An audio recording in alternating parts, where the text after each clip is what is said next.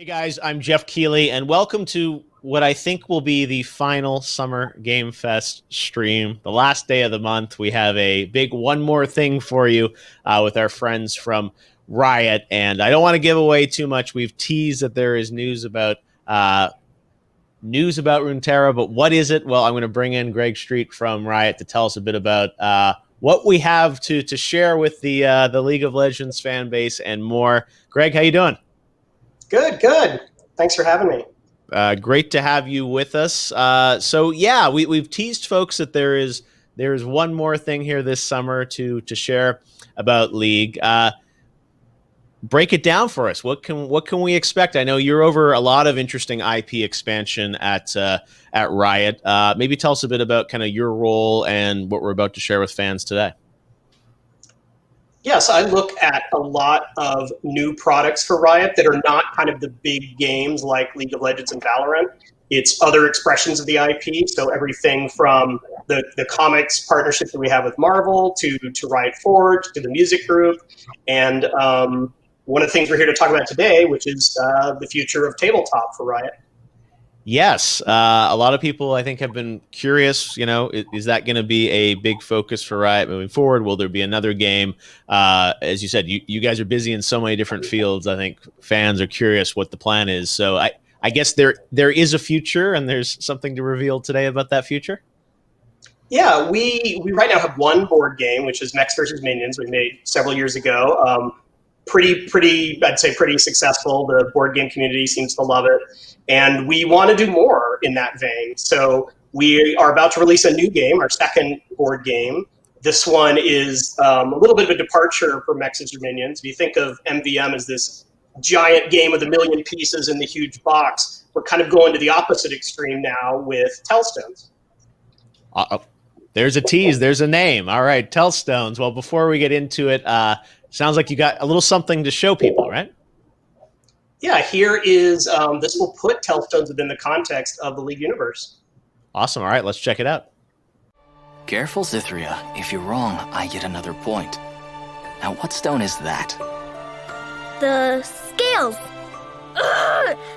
Come on! How do you beat me every time, old man? Because I stole your focus. I'm playing you, not the stones. Play the player, dear, not the game. What does that even mean? One day you'll figure it out. Your move. Place this hammer to your left.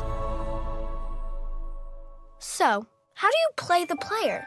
Well, let's see. A Demacian plays fair, but a Demacian plays to win. Be on the lookout for your opponent's weaknesses. But what if your opponent doesn't have any weaknesses? Nonsense! Every foe can be defeated. You can name the wrong stones as they're thinking. Perhaps bait them into carelessness. Or use subtler techniques. It's a contest of focus, so be sure yours is steel. Or you can get them talking so much that they forget the line. Absolutely.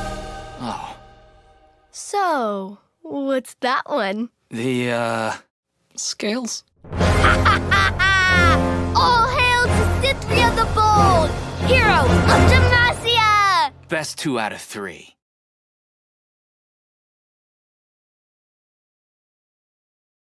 That you brought a trailer with you as well. So yeah, tell us a bit about Tellstones. Like why is this the next board game from Riot?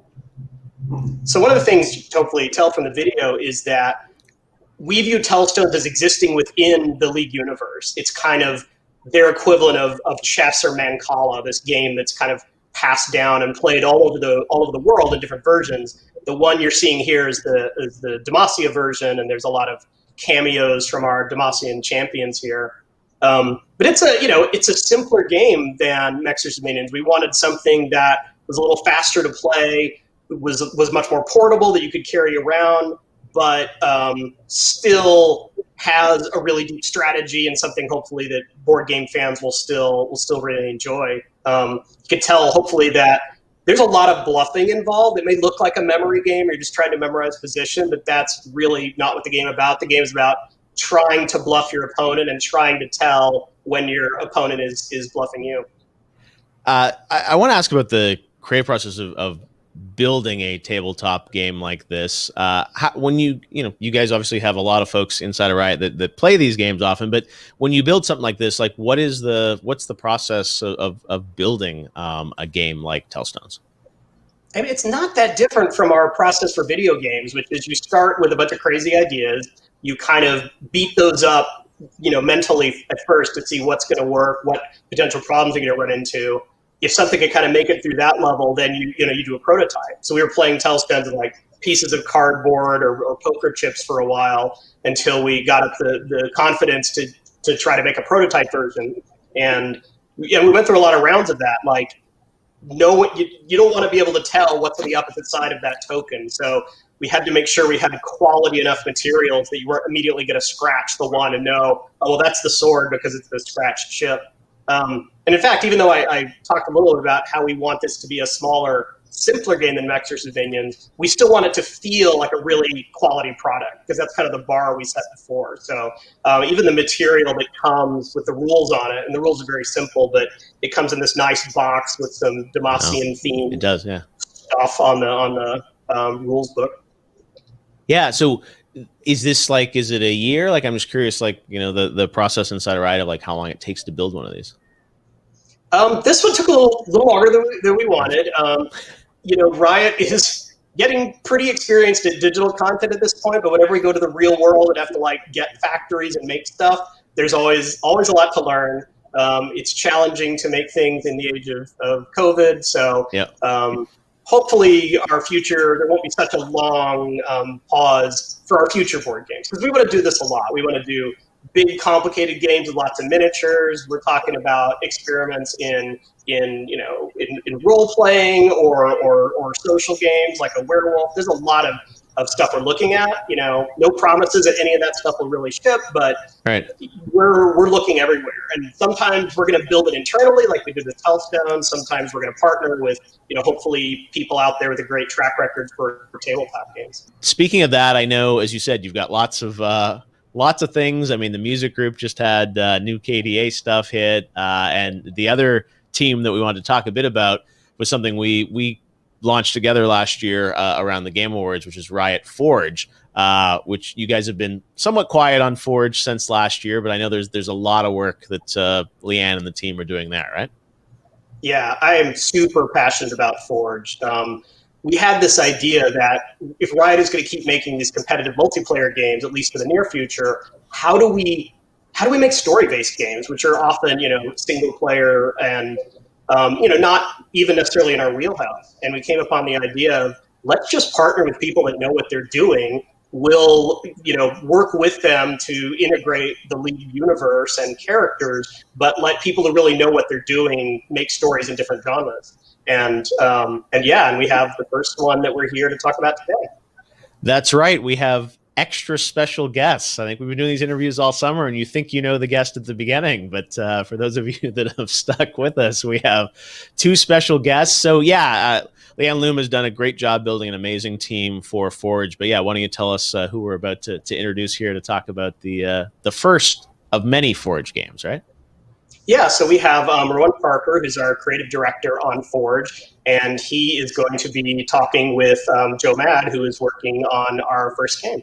That's right, Joe, Matt, and Rowan. All right, Greg. Well, thanks for joining us. We look forward to hearing more about all the IP expansion. And next up, we've got Rowan and Joe joining us. So thanks, Greg. Thanks, I appreciate it. All right, and just like that, Rowan and Joe are with us. How you guys doing? Hey, Jeff. How you going, mate? I'm doing great. Good to see you as well, Joe. Haven't seen you since last year when we made a big announcement at Game Awards around Forge. And Rowan, as Greg said, I know Forge is a very ambitious part of Riot. You've got a lot of projects in gestation. We learned about two of them last year at Game Awards. And maybe just give us an overall update on like the Forge initiative. Sounds like you continue to be, working on new projects with new teams. Sure. Yeah, a lot is an understatement, definitely. Riot Forge is a indie publishing label within Riot. We partner with amazing indies around the world to tell stories with our champions and our factions in our world. And our stories are canon. We tell real stories which move the story forward for League of Legends. Like Greg was saying, the story's sort of trapped in stasis over in those other products, in the MOBA or even in the card game. But Forge is an opportunity to really move the world forward and have these characters evolve and grow and really let people get up close with our world and our champions. And we get to work with amazing people like Joe. Yeah, no, the fact that Airship is working on the first project is very exciting, and I think the thing that I was excited about with Forge is you're doing single player, but also bringing these games to multiple platforms as well, right, and even consoles. Yes, no, I mean, we want to be where players are. I hate it when there's a game I want to play and it's not on the thing that I have. So we will be on multiple platforms, multiple consoles, whatever makes sense for the game. Amazing. Well, yeah, such an exciting initiative. And as we said, it was last December it was announced. We've been going through this year. I know you guys have been working behind the scenes. And Joe, obviously, Ruin King, we teased folks last year at the Game Awards with it. But tell us a bit about, working on this project, and Airship has done so many incredible games. The fact that you're teaming up with Riot is just exciting in and of itself. But then working on Rune King, why don't you tell us a bit about, and we can run a little bit of the teaser trailer that we put out with you guys last year at Game Awards. But is there more to share around Ruin King now? Like, what can you tell us about? I know, I'm sure some things are still top secret, but can you tell us a little bit more about how the project's going and what the partnership's been like? Yeah, I mean, it's going really well. It's still kind of unreal for us because we are a pretty small studio, and I still remember we were planning on like Battle Chasers 2 at the time, and Riot approached us and we were like, hey, we really like Battle Chasers. How would you guys feel about doing an RPG in the League universe? And it was like, okay, sure, like that's actually going to happen. But it happened. So, we've been hard at work on it. Our team on it is probably double the size of the Battle Chasers team. It's a much bigger game. It's way more narrative driven. I can say that. There's a lot more story. I think Battle Chasers at its core was more of a dungeon crawler, and it was pretty story-like, but this game definitely delves into the lore and the world of Runeterra, and so it's been really cool. It's sort of like the game we always wanted to make, but we weren't like there yet as a studio. We were kind of small, and so it's been like awesome working on this thing. Joe, hearing you describe that reminds us as we feel the same way, where we were nerding out about your guys' games, about Darksiders and Battle Chasers. And so when we approached you guys, we were like, hey, would you guys be interested in, maybe working with us on League of Legends? We love your other games. So I think we're so excited to have you guys working with us. Yeah, and you have to understand, we're the small studio in Austin, Texas. I mean, we never thought we'd be working on an IP like League of Legends ever. So it's cool. We have a lot of League players on the team. Every time there's a new announcement or videos for any of the other products, we're always geeking out about it. So it's pretty cool. And, as we're getting closer to finishing this thing, everyone's definitely getting excited. Yeah, I was going to ask you a bit about the state of development. We teased folks last year. I know you continue to work on it. Your background, obviously, I think people always wonder about what's the art style going to be, what kind of experience is going to be. And obviously, Darksiders and Battle Chasers, different sort of vibes visually to them, but still really compelling games. Is there anything you can kind of tell us about the look and feel of this game or how you're approaching it? Yeah, for sure. I mean, I think our studio is definitely an art-centric studio. We've always tend to work on games that are very stylized and colorful, and in this case, it really has an illustrative quality to it that sort of expands on what we did on Battle Chasers, which I mean, if you look at all the League of Legends art, it's all like just so beautifully painted and with rich color. It is right up our alley, really. So I think we try to put our spin on it, but we definitely, being fans ourselves, honor what Riot has done, and I think we stay true to what players can expect. Something we're big on with Forge as well is we don't want studios to try and copy, our art style. Part of the joy for us of working with Airship, they have an amazing pedigree of like beautiful art. Fans are excited to see, their interpretation of our world and characters in their art style.